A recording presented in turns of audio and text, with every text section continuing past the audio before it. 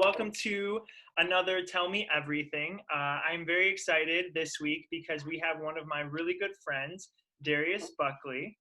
He is here with us today. He is a singer, an actor, an artist, a writer, a podcast host. He has written his own musical. He directed it. What else? You have a YouTube channel that you feature like all this background information and behind the scenes. You have your story lab where you write and perform stories as well. Did I miss anything? No. When people go through like the whole gamut of all the stuff I do, it's I don't know, it feels like I feel like a madman sometimes. Like I'm like, I don't know, always like I'm like a dog that's like squirrel. Like there's always new things to like. So but no, thank you. Yeah, I do a lot of stuff. No, Too much sometimes. Yeah, for sure. And it's definitely an inspiration for me too, because we've talked about this. We are both such creative people, and I'm the exact same way with the whole squirrel mentality of like, I'm going to write this musical. I had this idea. I'm doing dishes. I'm going to do this. I'm going to do that. And so it's like, it's hard to commit to doing it. So I'm so grateful that I get to talk to you about that process and for everybody to learn and find out about all of your projects and how your brain works as an artist and a creative and a performer. And I wanted everyone to know too that I'm committing the next 8 months to feature just Black artists, Black entrepreneurs, Black storytellers. I think it's important. And I think that we need to be highlighting the Black community right now and lifting them up. And I'm so grateful to Darius for helping me do that today. And then with every other artisan person that I interview moving forward.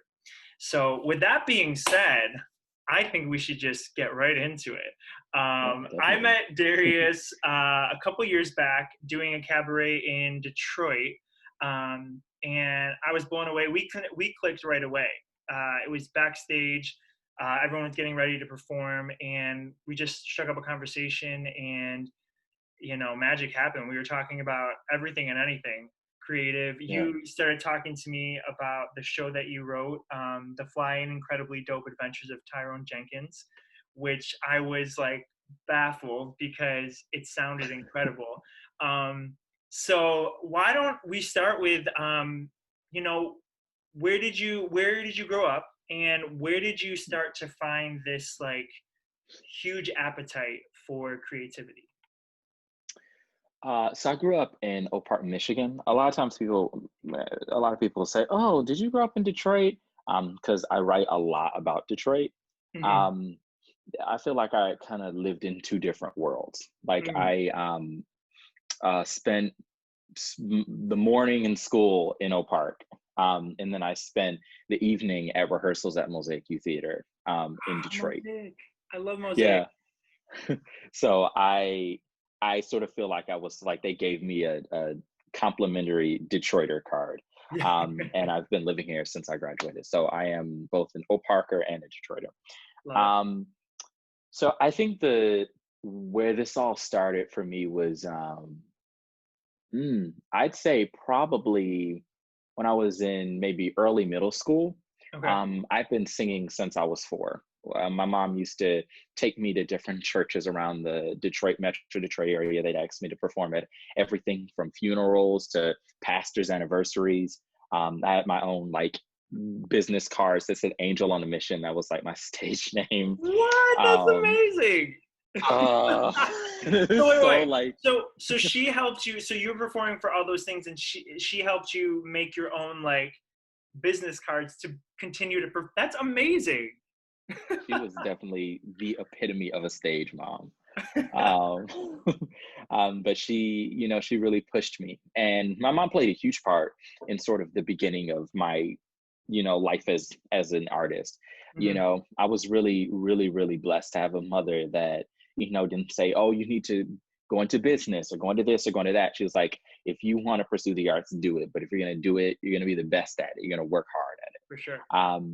So around middle school was like when I joined Mosaic, and I used to do plays and musicals in my living room, and people would get tickets and come to them, and getting to see people's reactions to the little like makeshift things that I was making at my house I sort of, people really enjoyed them. And it's like a light bulb went off in my head. And I was like, maybe this is it. And it really started from there.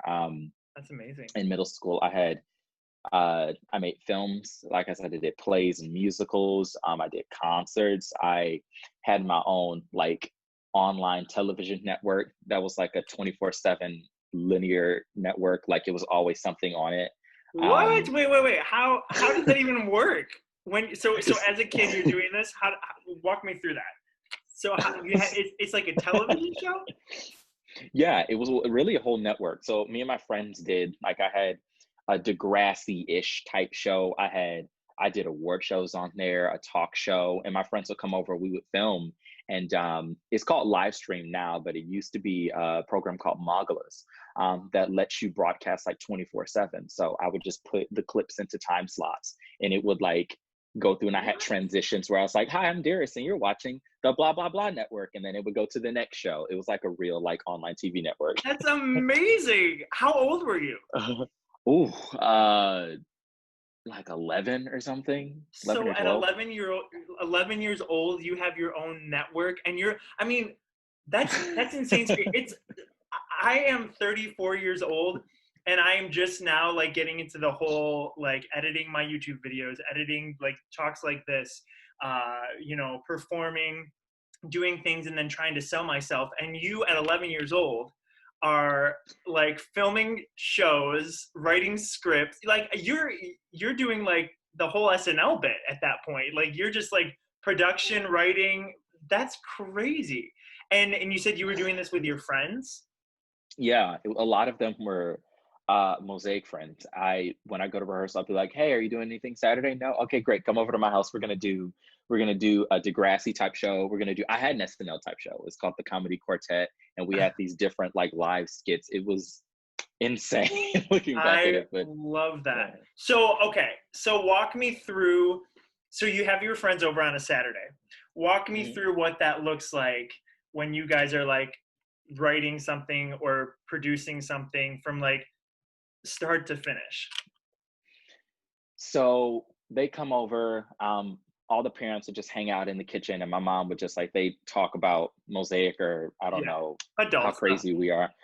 Um, and then we we take over like the living room, the basement. Because I built the studio. Well, two studios in my house. There was one in the basement that was like a makeshift theater. We had like a whole lighting system and curtains, and then there was another studio upstairs where like I shot. I was that weird kid. Like No, I didn't that's have amazing. That's not weird at all. That's so crazy. That's amazing. like when you walk in, I think my mom still has it there. When you walk into the house, there's like a sign at the front door that says Buckley Pictures filming company, and it had a list of all the different studios and like where in the house you would go to get to each studio. But yeah, they come over, we come into the living room, sit down. I sort of give them an idea of like what I want it to be like. Like there was one skit that was sort of like we did a skit about like Nicki Minaj, and then we did another skit about like you know, terrible customer service at McDonald's, and we Yeah. kind of run the ideas, I'd assign like the characters and stuff. Everybody would kind of like, and the funny thing is, some of it we didn't even script. It was just improv. Oh yeah. So I'd get the camera ready, and they would just go. And some of the stuff, literally on the first take, it was like, I'll send you some links to it. But some of the stuff, I watch it today, and I like ball out laughing because it's so funny. Yeah. Yeah, we just shoot. I turn on the lights, we'd shoot. Then we'd have lunch. We'd be doing this from like noon to like 8, 9 at night. Like we just spent a whole day just shooting stuff. Oh, I can't imagine. Yeah, because like if you're like putting everything together, you're rehearsing, you're filming, and that would make sense that it would take all day to do something like that. And then so you make the material and then you put it on this network and you're smart enough to have it where you can like feature it at different times of the day. Yeah, it's like looking back at it, I appreciate that I did that, but I was such a nerd. Like everybody else is going to parties and hanging out, and I was at home like, okay, so we're gonna have the Drama Kingdom at 8 o'clock. I need to put that in that slot. Okay, we're gonna have the Darius Buckley talk show at maybe I'll put that up to 5. Like I was literally sitting there like planning out everything, and Yeah. the program made it so easy where you were able to and I did I said, I did award shows. Like I would invite friends over and say, okay, we're gonna do a remake of the Teen Choice Awards. Oh So yeah, we're gonna have all these nominations and stuff, and like you're gonna announce this one, Janai, you're gonna perform during this spot. Like I was yeah. That's I that is that is so amazing to me on so many levels, because it's like you were your own like little mogul at that point, and because you just loved it, you just enjoyed it. So it yeah, makes sense though too that you kind of look back and you're like, oh, I wish I would have like had more fun outside of that. But I'm sure, well, I know that it had to clue you in and inform you on all these amazing things that you're doing in the present too, and to learn yeah. all those things. So that is crazy. It made me laugh too, because my I got introduced to Mosaic Youth Theater when I was interning at Meadowbrook Theater in Michigan. Hmm. And I was blown away. And I was an intern at the Meadowbrook Theater, and I was a port intern. You don't get paid very much as an intern. So to supplement my income, I would work part-time at the Mosaic Youth Theater building sets or helping out with whatever they needed. And that was my first time being introduced to it. I had never heard of it before, and working there and seeing the production quality and like how much goes into it and the gorgeous theater, I couldn't believe it. And so that's so cool that you were involved in that too, and that's what kind of like informed you as a young kid to get more creative and to build on these ideas and everything. So that's insane. So you had this TV like programming, and you were doing that, and then where do you go from there? Um, it's sort of like it kept going. At least the TV network went into like high school, and then I started working on just doing web shows and putting them on YouTube. Mm-hmm. Because when you're having to chunk out stuff, like I was consistent with making sure the network ran. I was like, you know what, I'm gonna take a break from that, just make shows maybe for each week, because that's sort of what YouTubers are doing then. And then I started doing online radio. So I developed a whole nother network. Amazing. It started as it's insane. It started as I think it was Powerhouse Radio. So then I started doing podcasting, but Okay. I treated it like it was online radio. So it started as the Powerhouse Radio Network, where I had different shows on there.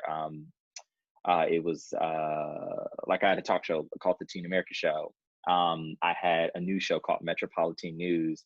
I had like a classical music show. I had a DJing show. And then Wow. every Christmas, we had a thing called Radio Christmas, which was like this Christmas celebration where I would reach out to friends, and I also reached out to like artists from around the world to like send in performances and showcase performances on the show.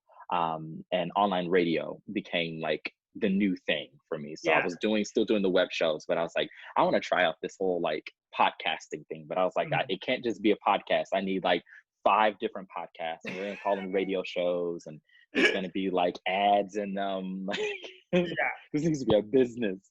Yeah. Um, That's yeah, so that's sort of what happened there. that is Yeah. crazy. Well, so that kind of brings me into you were getting into that and getting into the high school years. And when I met you, Mhm. at the cabaret, and we were talking about this show that you wrote, I was hooked as soon as you started talking about it. My like Mhm. attention was like honed in on that. I was so amazed that you had written your own show, and you had the opportunity to direct it, and you performed, and it was really, you had said that you had brought in ideas and songs that you had from years earlier, and it kind of culminated into this like musical that you had written. Walk me through the original idea for that. What was it inspired by, and how did you accomplish all of Ooh, that? Tyrone, Tyrone has been a journey. It started in high school, actually. Yeah. Um, in the midst of me creating all of these different shows for the network at that point was fizzing out, but the second version of the network, I had this idea of, I think this was around the time that Spider-Man Turn Off the Dark was the thing. Okay. And I had this idea of creating a web series about these teenagers that get sucked into this comic book world. And I was going to shoot it, at my high school, but they weren't as interested in a lot of the things that I was there. Like, this is cute. You do that at home. Yeah.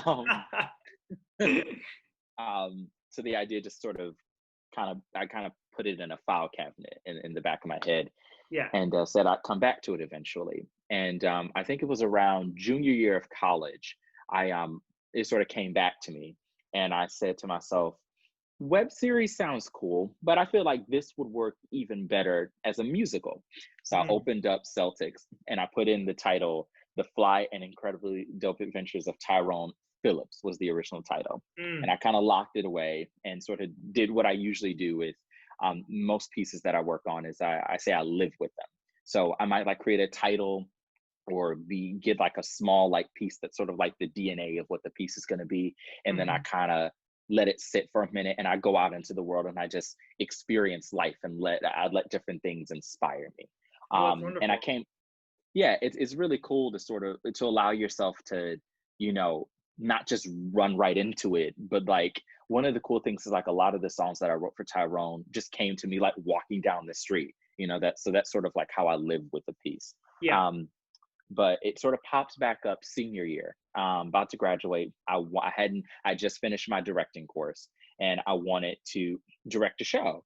And I told my faculty advisor, Dr. T, who I hope she watches this. I love her. She's like one of I don't think I would have made it through college if it wasn't for her. Aw. So definitely like a mentor too. Yeah. Yeah. I had sat down with her, talk about directing a show, and I gave her an idea of some like, I don't know what it was. It was some weird, like, it wasn't a musical, but some type of piece of theater that mixed in like projections and dance and all types of random stuff. And she was like, no. No. And she's like, no, you can do better than that. She's like, tell me about your life. What was young Darius like? And I started talking about what we're talking about right now. Yeah. And then the idea for the Tyrone show popped up. And I sort of told her, what inspired, the original like premise of the show I wanted to write, dealing with maladaptive daydreaming and, sort of trying to make sense of this, what some people call mental disorder, this mental struggle of drifting off into these worlds. And she was like, this needs to be your show. And I looked at her like she was crazy because I was like, Dr. T, this is my last semester. This is too big of a project. Yeah. But we all looked at it, we said, we're both crazy. We're going to make it happen. And that's really where it was born. I, took songs that I had written in high school, songs I had written in my like freshman, sophomore year of college, started writing new songs for it, kind of mashed them all together and built a book around it. And it became, the early version of Tyrone, which was, I think, really cool because Tyrone is sort of like me in an alternate universe. And listening to a lot of those songs that I wrote when I was younger, that ended up in Tyrone, it sort of felt as if I was in some way telling my own story. It's almost as if high school Darius was preparing college Darius for this musical. It's like, you're going to need this at some point. So we're going to go ahead and write this song and then it's going to pop up later. I love that. That's how Ryan was born. That's amazing. Well, and it's so cool to hear that because I think you made a really good point that when you have an idea, and I love what you said about, coming up with a concept or you like even the title, just writing the title down and then going about life. Because I know for me, I've had to learn that lesson the hard way because you come up with an idea, you sit down at the pen and paper and you try to like force these things to happen when all you have is the initial idea. And so all that's going to happen is you're forcing these things that aren't quite what it needs to be. And I love that you figured out at an early stage that you're like, oh no, I'm going to write this title down. This title is like my main idea. And then I'm going to go live life and let the world bring the inspiration and the ideas. And just the experience of being out and living is part of the creation process. And I think that's a good thing for people to hear. But then for you also to say that these instances early on in your life and early on in high school, where you can look at them and be like, no, this is all part of it. These things that I did, I didn't know at the time, but those things I can include in this project because it's all kind of an evolution of where I became. And then, so the idea and the concept of this kind of character in this alternate universe, because I've watched the YouTube clips. You had a really good interview on YouTube about the show. How was it directing it? How was it piecing that together? I know the one thing you said is you're like, oh my gosh, I'm in my last semester, I don't have time for this. But I oftentimes feel like when you give yourself a deadline, or when you are like kind of pushed into a deadline, I know for me, not always, but a lot of times when that happens, my most productive self comes out, or my greatest ideas come out, because you have no choice but to like, figure it out, get it out, do whatever. And you're not thinking, when you're writing down an idea and you're thinking 10 or 11 different ways it could work, you're just like, do this, see if it works. If it doesn't, nix it, try something else. What was it like honing that all together? It was, I keep saying this word, but it's true. It was insane. It was, I think, like you said, I think it was really important for me to have it happen at that moment. Yeah. One, because I didn't have a lot of time left. And it was, I think it made it, when that meeting ended with Dr. T, I had a firm deadline. And I knew that on, I think it was April 1st when we did the show. On April 1st, there's going to be an audience of near probably somewhere between 100 to 200 sitting in front of some type of stage seeing this show. So God. You have T minus 3-4 months to make this happen. And I just went into power mode. I'm one of those weird, crazy people that has the entire vision of the piece already done before it even ends up on paper. For sure. It was a lot to juggle, looking back. And that's why sometimes when I watch the doc, when I was editing the like little mini doc, I was listening to myself and I was looking back at the clips and I was like, I didn't realize I did that much. Like I directed it, I did the lighting design for it, I did the set design for it, I did the projection design, I did the sound design, I was in it. And there was one point where I said to Dr. T, I was like, you know what? I'm going to be in the show and then I'm going to step away and I'm going to go and run lighting design. And she's like, you designed it, write out what you need for them to do and sit down. Like you're doing too much. You need to like step back. And it was really important to hear that. But yeah, it was, I literally just like went back to my room and I just started, finishing up the songs. There were days, so as an RA. So there were times when I was on duty and I would literally just walk around the lobby, walk circles around the front desk person, just listening to beats and writing the lyrics. And, I'd sit down and create the set design. One of the interesting things that's really funny about Tyrone is Tyrone was, in the early stages, created using the thing that Tyrone struggles with in the show. So, I've always talked about like my struggle with maladaptive daydreaming and my triumphs with it because it gave me Tyrone. Yeah. But one of the cool things is that early in my life, maladaptive daydreaming was sort of just an escape into this crazy imaginative world. And as I got older, it evolved into like a creative studio for me. So when I was working on a project, I would use these like intricate daydreams as a way to trance out and figure out what I wanted things to look like. The organization OBU at CMU, that I think it's the Black Union. They asked me to do the lighting design for their fashion show. So what I did is I asked them send me the music. They sent me the music. I put it on my iPhone and I walked around campus and tranced out and literally sat and watched the entire lighting design of the show, so that when I went into the rehearsal, I would tell the lighting operator, okay, this is what happens here. Okay, and blackout. Okay, and this is what's going to happen here. Did the same thing with Tyrone. I just went around, listened to the demos, and envisioned exactly how the set was going to look like, where all of the transitions were going to be, when they were going to be, what the cues looked like. Like I just envisioned it in my mind. So when I came to direct the rehearsals, I was like, okay, this is what we're doing. This, like, I already had the rehearsal before the rehearsal in my brain. I know that sounds weird. No, that's incredible. I mean, that's like savant, type stuff. I played I played piano and music, all my childhood growing up and everything. And it's so funny because when you were saying that, I was picturing people like Beethoven and Mozart, because there's all these stories about how they were musical geniuses of their time, and they would do that but with music. So I know that there's all these stories of Mozart specifically having like a whole movement already completed in his head, but just having to like actually notate it down. He knew like the whole thing was finished in his head. It was just about getting the notes down on paper to the musicians.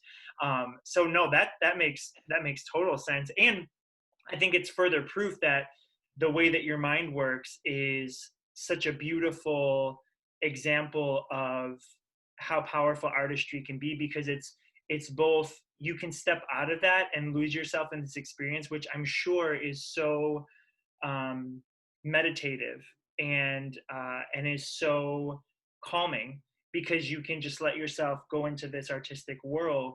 But also it's so powerful because you can like translate that and take that experience, go to your destination, whether it's the stage or music or writing or whatever, and like just get it down on paper. And that's incredible. So I wanted to go back for a second, because so you said is maladaptive daydreaming?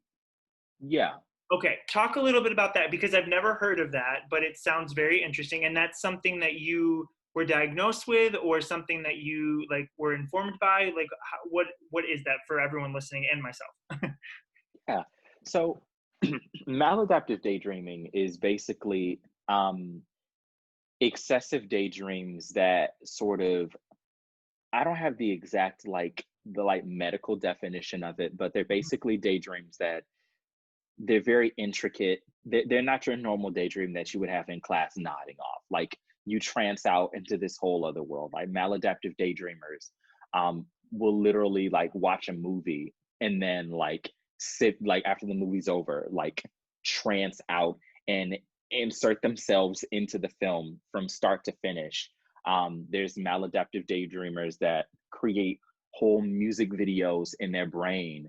And it's this interesting thing where it starts with some type of rapid movement. Some maladaptive daydreamers rock. For me, it's always been like pacing or running. Like, I loved any class I could run in, because that's when I got to daydream. And it's basically just, it's usually activated by a trigger. It can be music, it can be film, a book. For me, it's mostly film and music. Especially, I love film scores, because that's the best for MDers, because we can just like, you have your whole soundtrack right there. Oh, 100%. But it's basically this you trance out into these daydreams. It becomes maladaptive because it can sort of pull away from life. For some people, it can sort of distort your perspective of, like, you, for example, if you have a crush on someone and they become a character in your maladaptive daydreams, it can sort of hurt you when you see that person in real life. And they don't feel the same way that they do in your daydream. Or, the fact that it can go on, I've read, like, there's a support group on Facebook, and I've read, on there, people have like daydreamed for hours. I know I've gone like days where I went 2 hours, Wow. MDing when I was a kid. And you just trance out into these whole other worlds. And yeah, that's what it, like I said a little bit earlier, it sort of started for me is, I think I realized that it was a thing around like middle school. I would like run around the neighborhood, or, like pace around him, my living room, and listening to, I don't know, Disney songs or whatever. And I would envision myself in these other worlds. Sometimes, how I would sort of boost my self-esteem is I would listen to like the High School Musical soundtrack and imagine myself on stage at my high school, and like all of my bullies, or the girl that I liked, or whoever was in the audience, and I would imagine myself as this cool guy on stage, and I would trance out into this daydream for hours until my mom was like, "What are you doing? It's dinner time." And that was sort of like a self-esteem boost, but also kind of hurt too, because real life kind of kicked in. Yeah. But as I got older, I sort of appreciated it, because that became the story for Tyrone. Yeah. That he started off having this as sort of an escape, and then seeing how bad the real world was, and that he couldn't, like, that both worlds didn't really connect. Hmm. But as he got older, it became, not to spoil it for anyone who sees the show, but it became a blessing, a gift to him to have these dreams. Yeah. So yeah, it went on for years, and I just thought it was just this, I don't know, this weird secret. And it wasn't until, I think it was around the summer before junior year. I just was in my mom's room. I remember it clear as day, and I Googled excessive daydreams or vivid daydreams, and I saw all of these articles from these different newspapers about, like, maladaptive daydreaming. I saw this. That's when I found one of the support groups, and it was thousands of people just talking about the same thing that I was going through. And I was like, oh my goodness. And I remember calling my pastor and being like, because he's like, whenever I'm going through something in my life, I call him like, is this weird? Should I be worried about this? And he's like, no, this could be a gift. It's And so that's, wonderful. yeah, that's where Tyrone was born. It was born from this place of feeling kind of weird. And then I realized there's thousands of other people out there like me. So, Yeah, that had to have been so comforting too, to know that you're not alone, and to know both to know that you're not alone, but then to have like a label for it, to know like, oh, this is yeah. the thing, and lots of other people are dealing with it, lots of other people are functioning with it, and then it becomes like this beautiful story that you create later in life. That's really incredible. I had no idea about that, and I had never heard of it. So it's really cool to know that you turn something that a lot of people would look at as a negative, especially in a school setting or as a kid, and you were able to find peace about it, and especially in that moment, but then continuing forward, find it as an avenue to create and to use it as an expression and not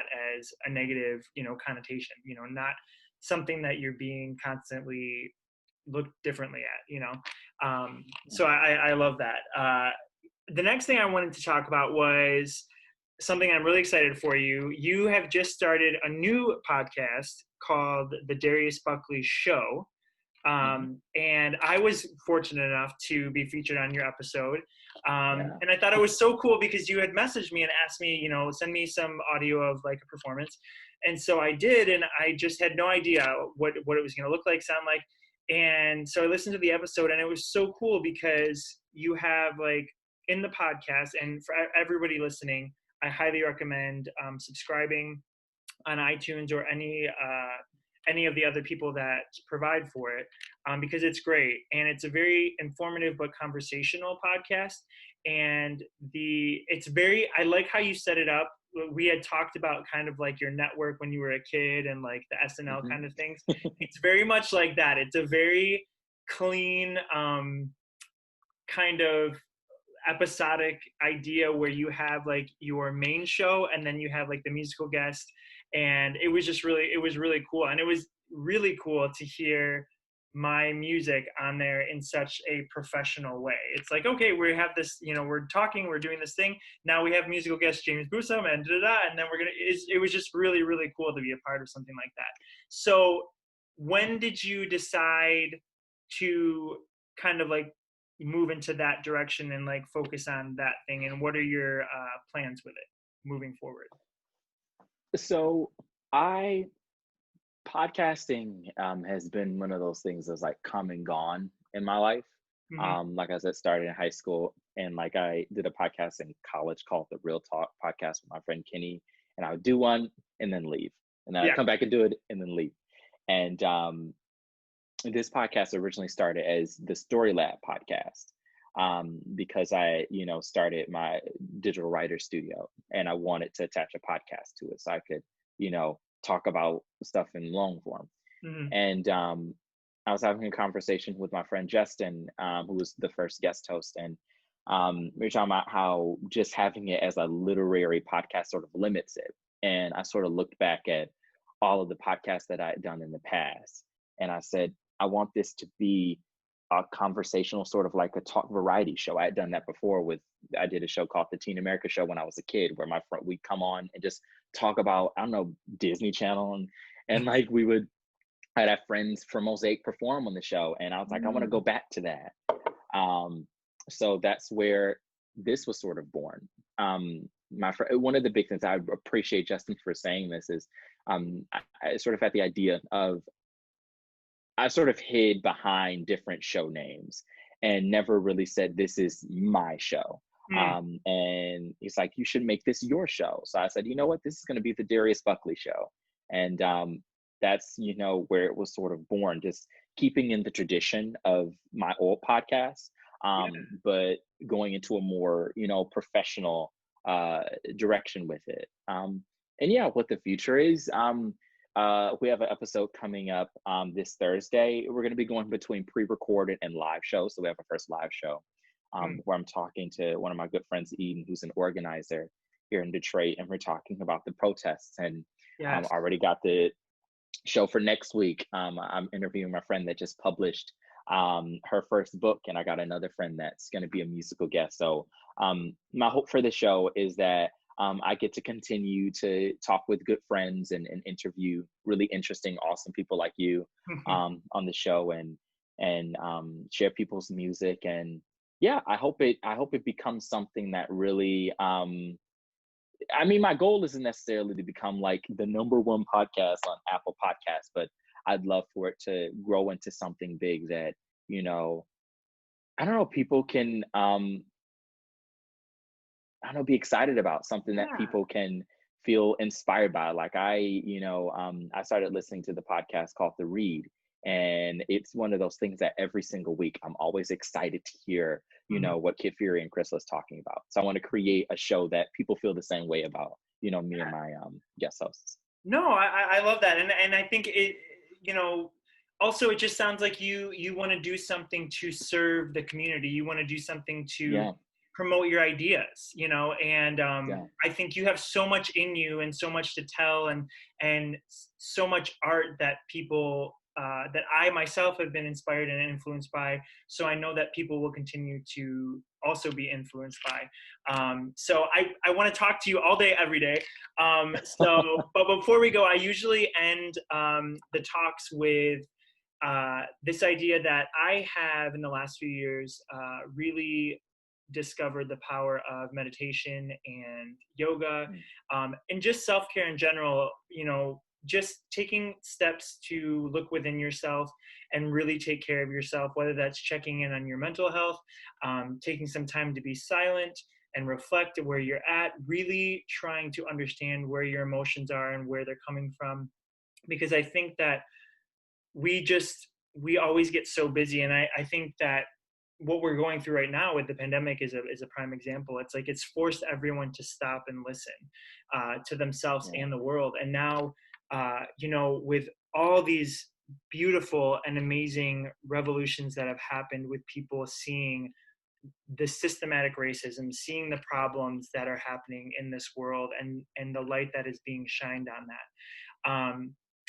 What I always ask people, because having said all of that, with self-care and with meditation and yoga, there's always that time that I find myself looking inward and looking for gratitude. I call it love and light, is where I'm grateful for whatever that comes to my mind that gets me through the day or gets me out of bed. And for you, you are such a creative person. You are such an inspirational person. Where do you find your love and light with your art and within your own personal life?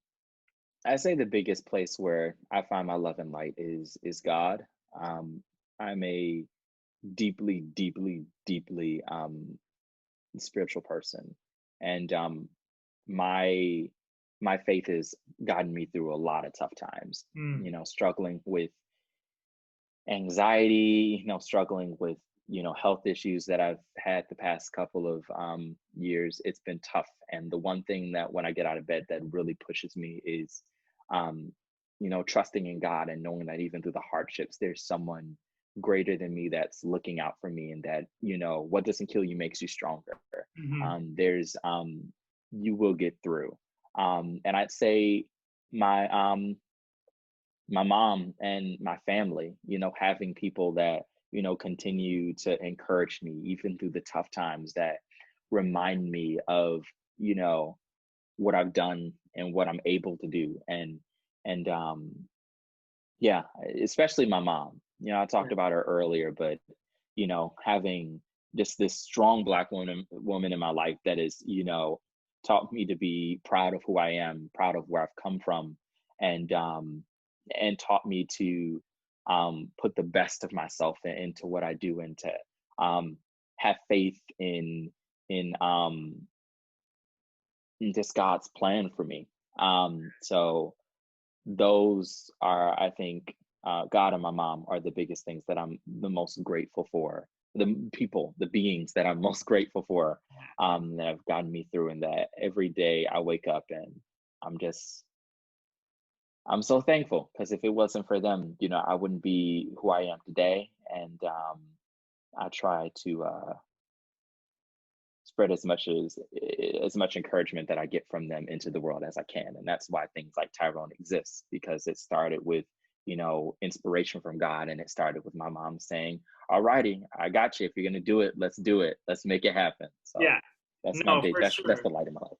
No, that's so beautiful, because I think I think people don't realize, even as adults, how much having someone in your corner means, how much having somebody believe in you, even when you have like the earliest ideas of something, And I heard, you said it so beautifully about your faith and how it's guided you, um, it's gotten you through so many things. And I think back when I was graduating college and thinking about being a professional actor, and what does that look like, and being so terrified, and I was in a lot of the same ideas and the mindset that you had of, I think auditioning and faith are very parallel, because you go into an audition, you practice as much as you can, you prepare as much as you can, but at the end of the day, it's going to be what it's going to be. It's going to work out how it's going to work out. And with Yeah. faith, it's you put in the time, you believe what you believe, and you have this beautiful relationship with God, and you trust that it's going to be messy, but it'll all work out.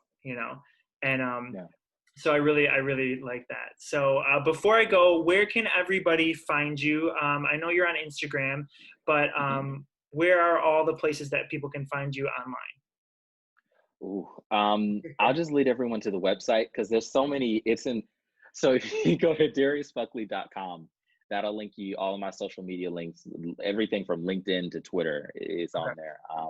So yep, dariusbuckley.com, and that's where you'll find like Story Lab stuff about Tyrone, and I think there's some links to 1VK1 Radio, so like the Darius Buckley show and all stuff's on Oh, there. So perfect.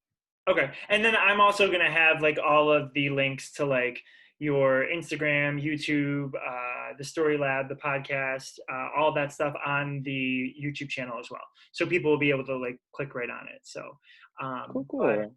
thank you so much again. This was such a pleasure. Yeah, I thanks am for so having me grateful. on. I'm so grateful that you stopped and talked. I want to have you on again, because I have so many more questions for you in your creative process. And I hope you stay safe. And now in Michigan, I'm here in New York. I know that in Michigan they lifted up some of the restrictions. Is everything open Mhm. up again, or what does it look like over there? Not yet. It's sort of so like salons I think are opening in either like this week or next week. Um, Most places in a small capacity. So like you can do indoor events and stuff, but it has to be, I think it's like 50 and under. And then for outdoor stuff, I think it's like 500 and under. So things are slowly opening up, but like you can only have so many people within a enclosed space, and you still have to have the whole 6 feet thing. So Okay. Yeah. Very cool. Well, that's good to know. Yeah, here in the city, everything is pretty much still closed, with the Mm. exception of like the grocery stores and the essential places, and that's the same thing. Like there's only so many people allowed in there at a time. So when we go and get like groceries and stuff, we'll wait, and then they'll like let a certain amount of people in, and then make them wait, and so on and so forth. But I think that Yeah. Governor Cuomo is going to be opening things with like certain restrictions in the next couple weeks, and then I think mid-July is when they're going to have like a plan for a full-on, opening things up with a lot of certain restrictions. So Oh, fingers crossed. And cool. you'll just have to come over to New York and visit me, and then we'll just talk some more. Yeah, definitely. I need to get back to New York. I haven't been there, and I went a couple of months ago. But when I got off the plane, I was like, I need to come back. So I'll be Yeah. back. I'll be Okay. back soon. Good. Well, it was so good talking to you. I will see you later. Yeah, thanks for Bye. having me.